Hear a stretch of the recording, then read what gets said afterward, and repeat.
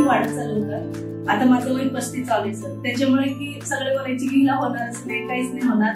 पण हिथं आल्यानंतर माझा अशीच एक किरण जागा झालाय.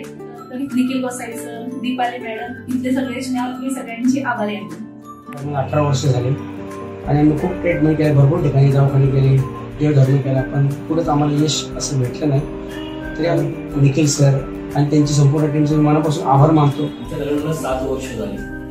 7 वर्षामध्ये आम्हाला मुलाबाळाचं सुखाचं असं एक हे मिळालंच नव्हतं. तो thanks to Nikhil sir and Akhilesh sir आणि श्री चैतन्य.